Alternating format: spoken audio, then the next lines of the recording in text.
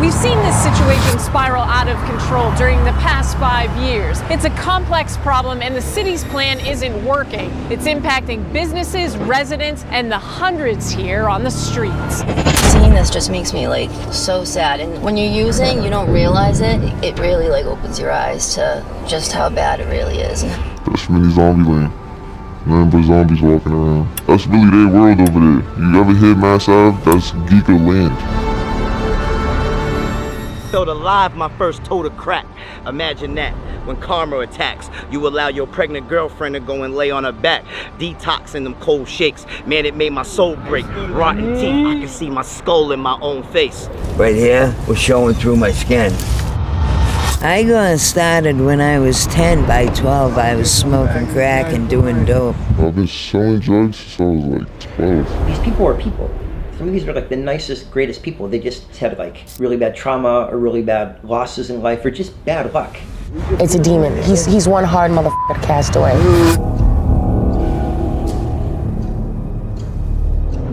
Perhaps no place in America better exemplifies the opioid epidemic than Boston's Methadone Mile. Each morning, hundreds of addicts line up at methadone clinics to get their dose, hoping today won't be the day that they relapse. In the 90s, Big Pharma flooded the market with pain pills, getting millions hooked and walking away with billions in profit, all while facing little to no consequences. But the aftermath of what they did is still visible in the streets of Boston today.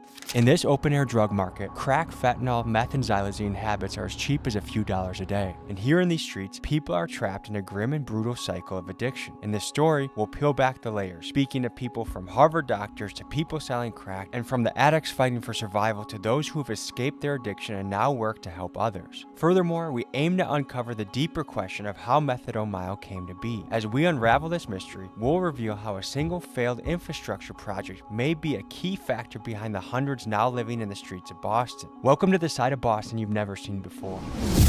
This episode is brought to you by today's sponsor, BetterHelp. I've had the opportunity to interview everyone from billionaires to fentanyl dealers and everyone in between. And the truth is, everyone struggles in this journey of life, myself included. I recently started talking to someone because life is changing really fast. I became a dad, I moved, my career is going well, but it's very overwhelming at times. I found it very helpful to sit down and talk to somebody. For all you men out there, it's easy for us to go to the gym and work on our body, but there's some sort of stigma about working on our mind. And I think it's very important. One thing that's really nice about BetterHelp is they make it accessible. You don't gotta travel anywhere. You just book with somebody at your convenience, and you sit down and you have a therapy session in the comfort of your own house. If you'd like to take the step and try your first session, visit betterhelp.com/TommyG today to get 10% off your first month. That's BetterHelp, HELP.com/TommyG. All right, folks, let's get off the beach. It's time to get gritty into the streets of Boston, covering Methadone Mile.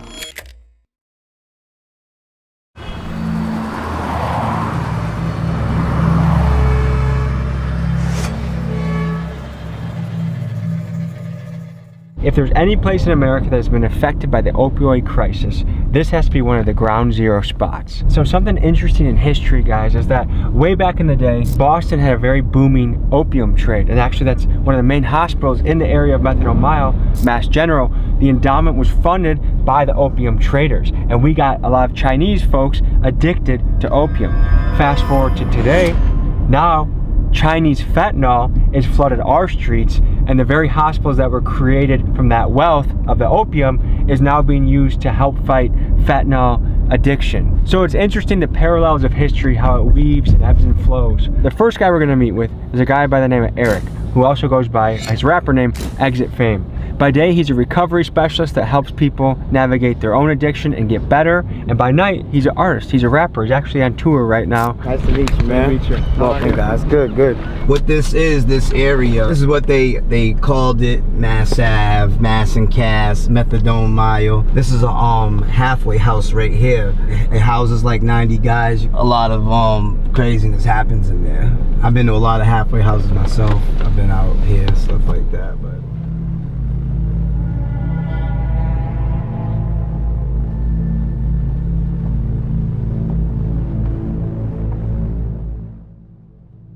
some of these people I know, like my guy right there. What up, dude? What up? What up, man? Not much. What are you up to? We're actually doing a documentary on this area, but I know everybody don't want to be filmed. You know? Might have a couple bucks for you. Meet me around the corner or something. Where do you want me to go? Go to the gas station. Not everybody can come out here. You know what I mean? Get bottles chucked at our car if it was just us here. Yeah. How long have you been sober for? 5 years. What did it take to get clean? A lot of pain. It's crazy because I'm a recovery coach with Gavin now. I'm working in Beth Israel hospitals. I came from circumstances, man, where I was a follower. You know what I mean? Being a follower, it put me in situations where 17 years of my life in prisons, DYS, you know what I mean? Without Eric with us, we would have gotten a very aggressive response. I mean, these are people that are suffering in a very difficult part of their life. But because Eric was such a well-respected and known figure in the area, when they saw Eric, they wanted to come by and share their story. What happened to your hand, man? Xylazine. Yeah? Yeah. It literally eats like the tissue. It's supposed to like mimic benzos. What happens when you do benzos? I black out and I pick up charges. You like to fight when you're on benzos? No, I like to steal things. I'll wake up like 3-4 days later going, what happened? In the midst of Methadone Mile, you got business owners, people living here, people that are just fighting to survive, pay rent, pay the energy bill, and have to live with hundreds and hundreds of users all around them. And so we're actually going to an auto shop to talk to people about what it's like conducting business. Every day you get like 2-3 boosters trying to come and sell me stuff. They'll steal it from like the local South Bay over there. It was a fentanyl deal that got arrested right in front of us right here. That happens at least like twice a month, to be honest. I've actually caught a lot of people using the bathroom here, taking shits outside right there. I had to like clean that up. It's pretty dirty. That is human shit, yeah. I'd say on a week we get at least like 2 cars breaking into so they can sleep in there. For example, I got that car right there with a broken window. Obviously it's a junk car, but they still broke the window and they sleep inside the car and stuff. So I had this dude, he used to work for us, he used to like help us sweep up. So one time I gave him my car to go basically get a part from the parts store down the street. The car keys had the keys to the shop. Me, I wasn't thinking that he would go to Home Depot and copy the key, which is exactly what he did. He came in with that copied key, stole the whole shop, basically robbed it all. Robbed TVs, even robbed the vehicle that was in here. You can see like what a mess it was, honestly. There was like pipes on the ground. There was I'd say at least like 10 needles, to be honest, because he came with like at least 4 people. So you've tried to employ people from the area? Yeah. And try to help them, but yeah. Would you do it again? No. We've been in a couple facilities together. You know, we was in treatment like 2019, 2018, been with him, you know, but he's a good dude. My man cleans up nice. I believe in him. I'm a primary care physician at Massachusetts General Hospital, and I teach medicine at Harvard Medical School. Yeah, the recovery process off of opiates is awful. First of all, you're physically addicted, and it's miserable to come off the opiates. How accessible is recovery in the city? It's good. There's a very good support system, you know. Everyone I knew growing up, all the old people I watched either die, end up in prison, or institutions, you know.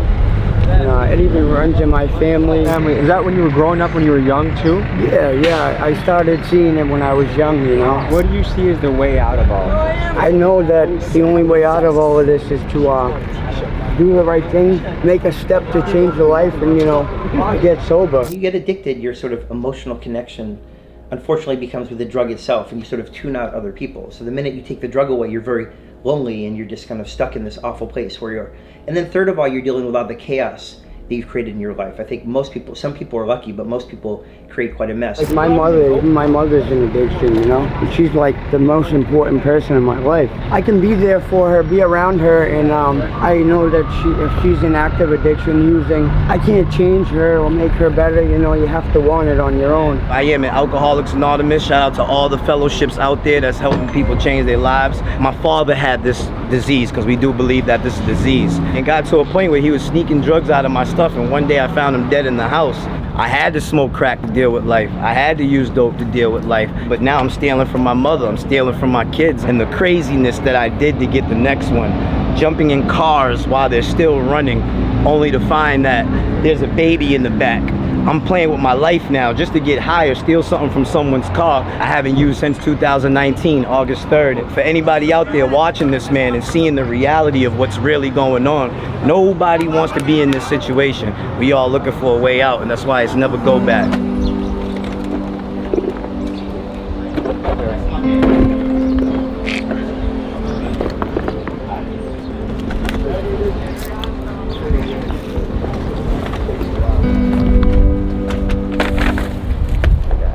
my uncles and my cousins is out here right now. I'm hoping I could run into them.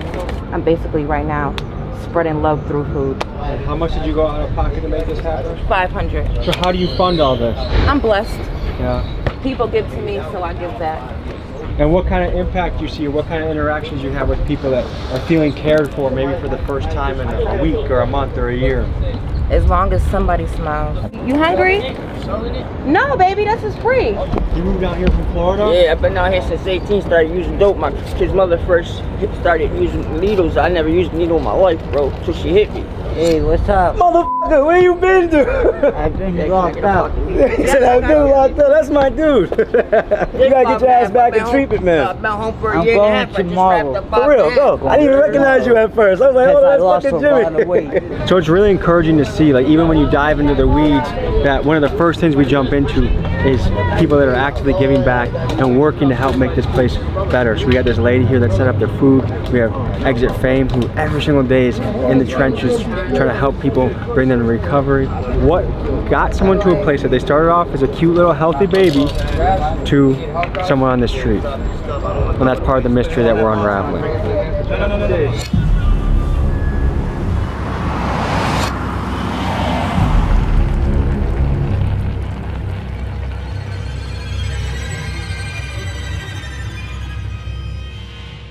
We're gonna go to something that we haven't really experienced, which is a crack house. I thought crack was a relic of maybe the 80s and that with fentanyl it had been dying out, but it turns out it's still alive and well here in Boston and probably more cities than I know about. What's kind of crazy, we're driving through a wealthy neighborhood. We're only 10 minutes from the spot, and it just goes to show you're never really that far away from where it goes down. For context, there's kids on a playground. Like outside it's very normal and family-like, and inside there's crack. Yo, we're outside. What's up, bro? Good to meet you.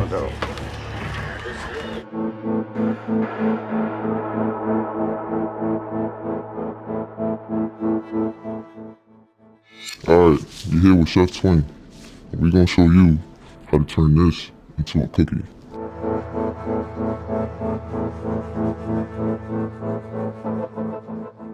I've been selling drugs since I was like 12. I learned how to chef when I was like 16. What do you think about the risks of this business? There's always a bunch of risks, but that's what comes with it. You gotta take risks to get rich. That's my motto. Is there such thing as secondhand high just from cooking it? I think you guys wanna, this is around the time where it'll start doing that. But if you can see, it dried up. Do you ever feel bad for the fiends? Not really.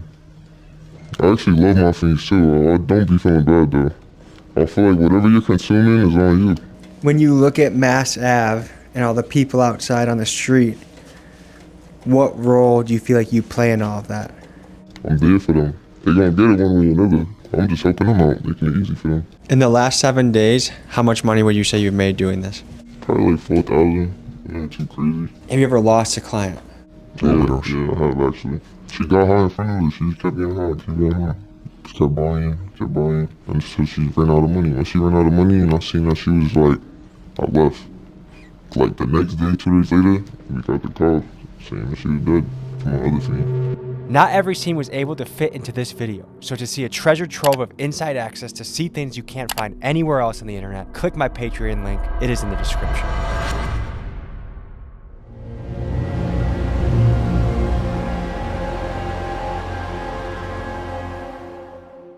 Good morning, everybody. It's 7:30 here. We're up early to see what the methadone clinics look like right now. Apparently there are lines around the corner. This is when everyone gets their dose of methadone, and we want to see what that's like. Opioid withdrawals are often so intense that they stop people from even trying to detox. But instead of enduring the agony of going cold turkey, many users turn to the synthetic opioid methadone. While some say it's just another drug for users to get hooked on, others celebrate methadone's ability to reduce substance cravings and withdrawal symptoms. And that's why you see all these people lined up here early in the morning at these methadone clinics. For some, it's their lifeline to recovery.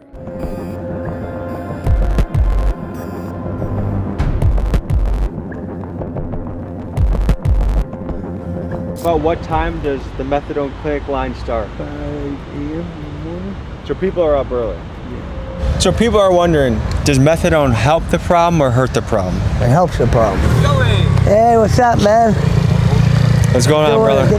What time do you guys get up and get ready to get in the line? I get up anywhere from like 6 to 9 when there's no line. When you first receive a dose of methadone, how do you feel after? So it takes about 15 minutes for it to kick in, but after it kicks in, I feel like just relaxed, more or less. The same, normal. Like, is there a high or a buzz to it? No buzz. So would you say it helps your life? Definitely, it honestly saved my life. I've been on drugs on and off for 10 years. I tried Suboxone, Sublocade, what's the other one, Vivitrol, all the shots. Yeah. And I've noticed methadone's the one that really helped me the most.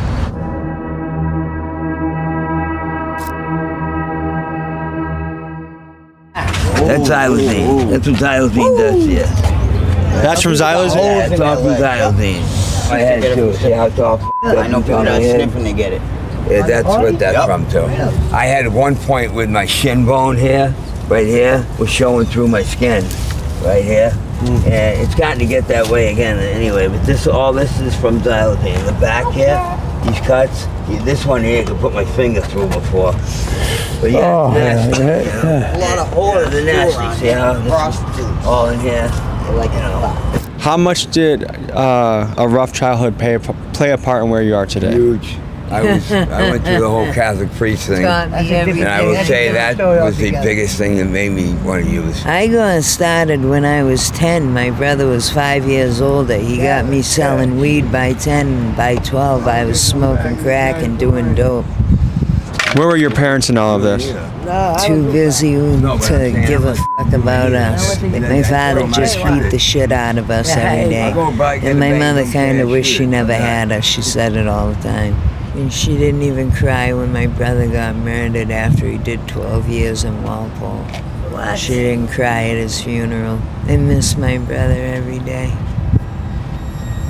Addiction has to do a lot of times with like untreated trauma or untreated anxiety and depression in your life. I mean, these people need mental health care. I don't know how these people manage to do it if they're living on the streets, no health insurance, no job, no supportive community. We've really got to meet them where they are. These people are people. Some of these are like the nicest, greatest people. A lot of them just had like really bad trauma or really bad losses in life or just bad luck. Getting them on medical therapy is the first step. And make sure they're not going to overdose. Get them on Suboxone, Methadone. But you have to get people housing. It's very difficult to stay in stable recovery if you don't have a stable place for housing. What resources are out there to help you on your journey? Oh, I can go into a program where people got mad drugs and just do them in there. There is no help. So the biggest misconception is that we have these happy hedonists roaming around, whereas the people who are addicted are the most miserable people on the face of the earth, and they desperately need our help, care, and attention. After you smoke crack, you get resin and you get a push. And unfortunately, this is this little bit will get you going and turn into a day of a devil chase. We're sitting here interviewing, but this is not something that's to be glorified. This is a disease that we're facing, and it's a mental trap. Unfortunately, this is what crack cocaine and drugs do to you. For anyone who's watching this, I would say, if you're not doing drugs, don't do them. But if you're doing them, do them the safest way you can, and just try to stay conscious and stay strong, and eventually you'll get through it. So what's the penalty if a cop sees this? Nothing. For context, we were across the street from a jail where inmates were cleaning up garbage and cop cars lined the street, and these users were openly using drugs without any concern for being caught. Anywhere else, I swear, this is like a zone for where this is allowed. We're literally next to a sheriff, and are you worried at all with having open stuff? No, I would never hit you, don't worry. I'm precision with that thing. Good to see you, brother. Good to see you. My name's Matty, bro. Nice to meet you. Here, walk and talk with me. We're doing a Methadone Mile documentary. Exit, what's up, brother? See all the big hitters out right here. Congratulations. Yeah, man. Sober house. Yeah, thank you, bro. I heard. This shit's wild out here, bro. So that's like a common thing, right? You'll see that all day, every day. You see how it is. Tell me about, do you have a story with recovery or addiction? Yeah, I did 17 years in prison, bro. I was in the max for 17 years. I started getting high up there, doing dope. When I got home, I was clean for about a year, and then Your addiction started in prison. Yeah, I shot dope for the first time in prison. It's crazy, right? How hard is it to get in prison? Your deal is next door. You know what I mean? They'll cuff it to you, do whatever. So as a former user, taking away the tents, does that help the situation or hurt the situation? Bro, in my opinion, they took people out of a secluded area and put them right on Front Street, bro. Just hours ago, we saw plenty of tents and plenty of crowds out at Mass and Cass. We did talk with the mayor. She did say the city is making progress, but agrees more needs to be done. Boston Mayor Michelle Wu says things are better than a year ago with more people in permanent and transitional housing. It's not the same as where we were a year ago with fortified encampments and people who have been truly residing on the streets for years at that point. For the most part, I feel like these people are harmless, bro. You know what I mean? It's just a matter of, you know, mixing it up with the Where drugs. do you put folks like this? What do you do with guys like that? Man, it's hard, bro, because you go to the hospital and they'll kick you back. If you don't say you're suicidal, they're kicking you back out on the streets. When I meditate, I inhale through my nose. In the streets, I exhale crack smoke and negativity through my mouth. Money feeds your ego. Integrity makes you the man of the house. I'm not from Milwaukee, but since 13, I was chasing them bucks. Being mentally locked in is better than being physically locked up. We're out here at Bedrock in front of a recovery center, and we're gonna talk to a guy that just hit 8 years sober today, and also show you inside a facility that someone might come to start that journey of recovery and sobriety. Tell the people who you are and why today is important. So I'm mathematics. I'm a recovering alcoholic or an addict, recovering, gangster get money and stuff in the streets. And then now today, I'm also recovering from low self-esteem, low self-worth, low self-doubt, also addiction and alcoholism and criminal thinking. And so today I celebrate 8 years of recovery. And what makes me in recovery is because I work a program that's a thinking and a personality change. What is your role in this facility? So I'm a group specialist, and then I'm also an alumni coordinator, and I do community engagement. So I get people back into the facility if they need help. You just gotta surrender. You can do it. You already did it for 8 months, so you know you can do it. You just gotta give yourself another shot. 3 years clean when I fucking went out. Okay. Remember I met you over at the tent? Yes. You got this, you got this, you got this. So pretend you just found me on Mass Ave. What am I going through today? All right, so the first thing that would happen is you would come and do an intake inside of here. There'd be like a nurse. You get like some toiletries, and this is where they do the intake. They ask you like what you're detoxing from, a whole plethora of questions, and then the nurse clears you to go upstairs to either residential, if your urine's clean, if you're stable. But if you need a detox, you got to go to detox for up to 8 days. Seeing how nice this place is, it's hard for me to imagine choosing to stay in the street over coming here. Yeah, but there's a mental obsession, and the mental obsession is so strong that, a mental obsession is a persistent, reoccurring thought that doesn't respond to logic or reason. First of all, you're physically addicted, and it's miserable to come off the opiates, and that lasts for weeks. And then there's a psychological component. It's very difficult to get off opiates. When you get addicted, your sort of emotional connection unfortunately becomes with the drug itself, and you sort of tune out other people. So the minute you take the drug away, you're very lonely and you're just kind of stuck in this awful place. So it'd be logical and reasonable to say that, but when that mental obsession, the grips of addiction are on you, it's all about the next one. We put this in front of our families, in front of our mothers, in front of our kids. I'll overdose, I'll rip the IV out my arm, and 2 minutes later I'll go call the dealer and get more of the stuff that'll almost just kill me. No fear, you can't scare an alcoholic or an addict.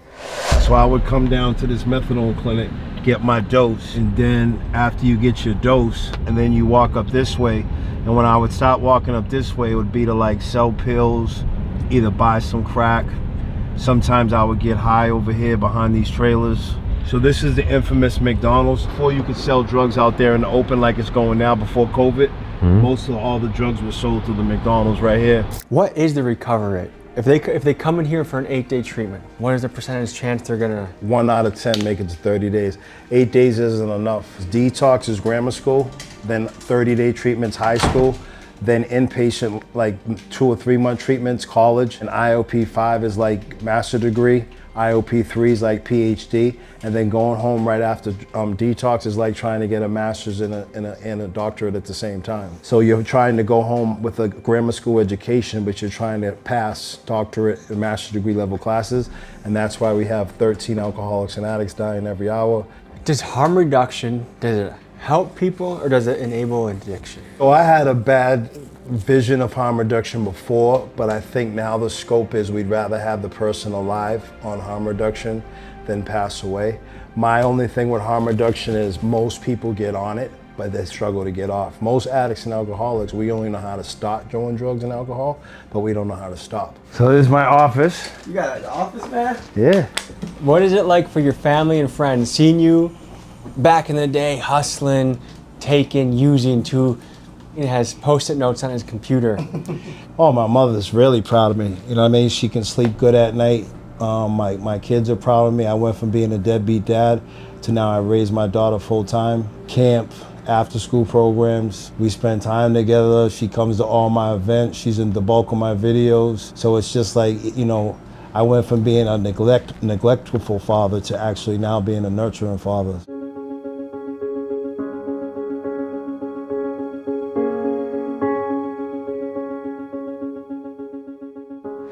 To uncover the origins of Methadone, we brought together a powerhouse of Boston legends. From Millie's, the rapper who's putting Massachusetts on the map, to Bean Shooter, a former addict and frequent flyer to prison, and now a guy who transformed himself and became an entrepreneur, comedian, and a source of inspiration for those in recovery. Together, we chartered a boat and sailed towards the remains of the missing Long Island Bridge, a key piece of infrastructure that we believe holds the key to understanding how Methadone came to be.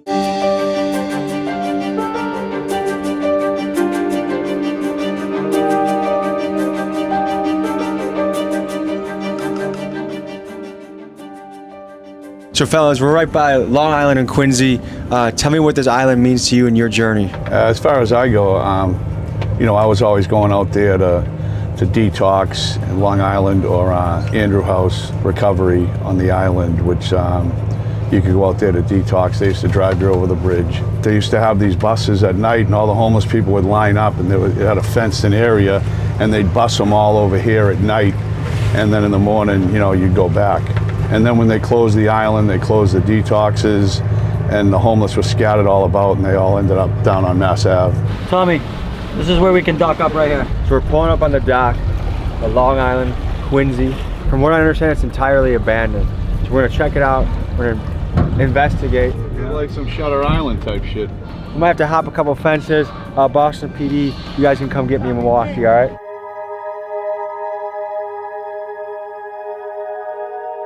Back behind these trees and all the way down, we had sober living homes, recovery homes, juvenile detention facilities, and this is where people would get bused back. They'd be going through detox, they'd go bust back from Boston to here.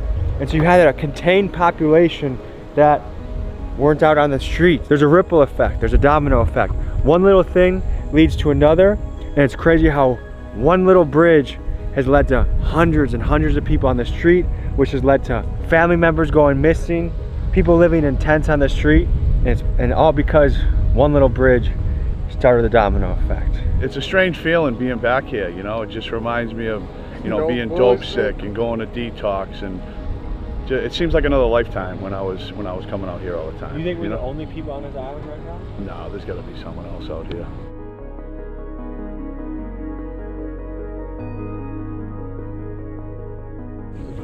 Ski! Ski! It feels almost like we're watching the decay of America in slow motion. I mean, 100%. We're this rich, prosperous country, but we have these cities with all these addicts on the street. We have abandoned buildings with wooden boards over the windows. It's almost embarrassing because when most countries think of America, they don't think of this. Everybody says we want to help addicts, we want to do this. And me opening sober homes, I found this firsthand until it goes into your neighborhood. Then we want money for addiction, just not in my fucking backyard. To dig deeper on what the path of sobriety looks like, we head with Bean Shooter back to his stomping grounds of Lowell, a city near Boston, to visit his home and his sober house, to speak with the fellows there and get their insights on a path to a drug-free life.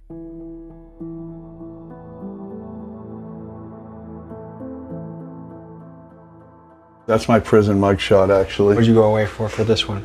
That one was trafficking over 100 pounds of marijuana. That was when you did business for the cartel? Yeah. Did that make you nervous? No, not really. They were good to me. They were good people. So when I got custody of my daughter, it was only 2 bedrooms, me and my father, and that was my bedroom. I had to make a bedroom up here, which is like a prison cell. This is how I live. Tommy don't believe it. Look at the obligatory ice pick next to the bed. This is when I'm gonna climb down the ladder to piss at night. I'm a real fucking Viking. You really piss that every Sometimes I have to, Tommy, you know? Sometimes I have no fucking choice. Over your lifetime, how much time did you spend in prison? I've been asked that a lot. About 13, 14 years. That's a long ass time. Yeah, but on the installment plan. Oh, this is my first sober house I bought. Want to see the house inside? Yeah. That's me. It's my old Doing mindset. time like a gentleman since 1985. Yeah, too. Was part of your journey getting sober in a sober house like this? Oh, I've been in a bunch of them, but when I got sober last time, was in Deerfield Beach, Florida, and I was in a sober house, and I remember getting in there, and I'm like, wait a minute, there's 6 guys in here paying $150 a week, that's $900 a week, that's fucking $3,600 a month in this little fucking ranch, right? And because I've always been a numbers guy, you know, selling drugs and doing whatever, and that was when I first got the idea, wow, you make money and you're helping people. Like anybody will tell you that's a recovering addict, helping another addict helps me. So guys here, how long have they been sober for? Everyone's different. I mean, I got a guy who's been here almost 4 years. You know, I got some guys who got out of detox a month ago. So and then sometimes people relapse. I had a guy recently who just relapsed. I saw him and I knew he was high. You know, they can try to lie to me and I'm like, oh, I'll take a urine right now. And I'm just like, hey, listen, you already failed it. If you already failed the eyeball test, like I'm not even gonna waste a fucking cup on you. And 99% of the time they'll be like, all right, you know.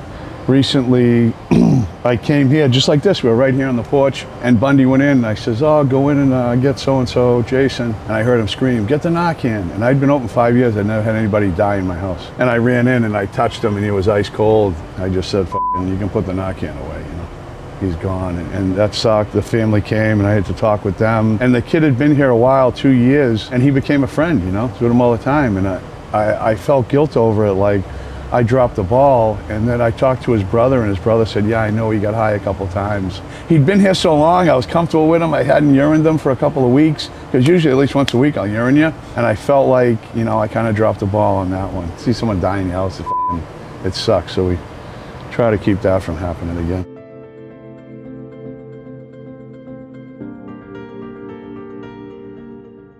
So Lopez, tell me, how far into your journey of sobriety are you? Right now, I came here November 6th of last year, but my recovery is good. You know, it's been a struggle and a roller coaster. How many days in are you? Altogether, since last year, it would have been 10 months. Just driving around here, even a few blocks around here, there's a lot more people out in the park. I'd imagine if your number one goal is to be sober and then you're surrounded by people that are using 2 blocks away, 3 blocks away, does it make that journey difficult? No, because sometimes, you know, when I leave out of here, I pray, I say, God, you know, just lead me in the right path. And I go from here straight to the recovery cafe.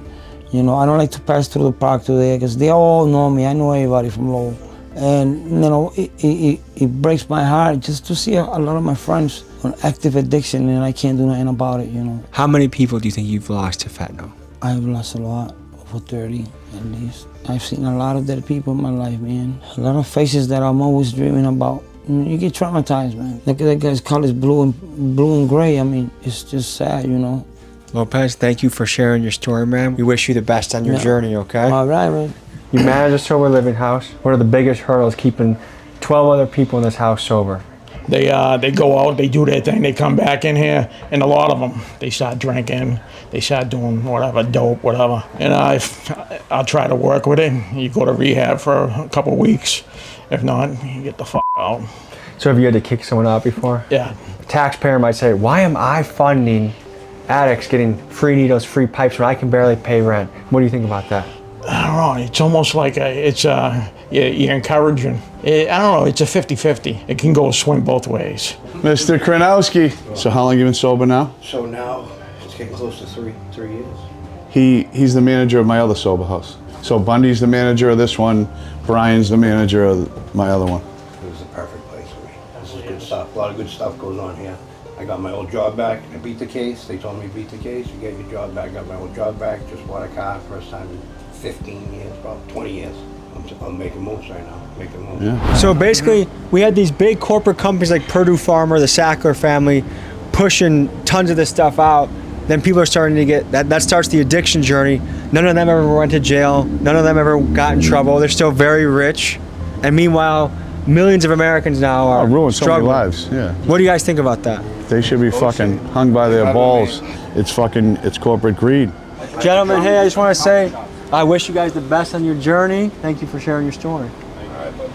Take care. It's honestly fucked up that Big Pharma can run amok, racking up billions in profit and leaving a trail of millions in misery in their wake. Also, a few top shareholders can pop a cork from their stupid yacht. I wish we had politicians that actually represented the people and protected Americans from companies that care nothing for their impact on the world, but only for their financial bottom line. But perhaps I'll address that in a future episode when one day this channel goes on an absolute fucking rampage exposing Big Pharma. And while we all are aware that some shadowy corporate villains are in our crosshairs, let's end this episode by celebrating the local heroes striving to make a difference. Exit Fame, Mathematics, and Bean Shooter. I have their Instagrams tagged in the description. Please blow them up with positive messages. And finally, to the people out there struggling to be sober, I'm rooting for you.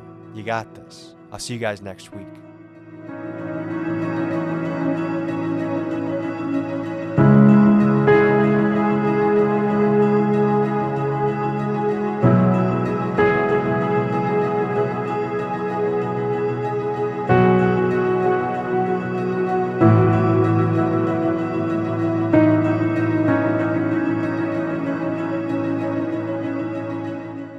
Folks, hope you enjoyed this episode. You want to watch another? Here. You want to subscribe? Over here. See you next week.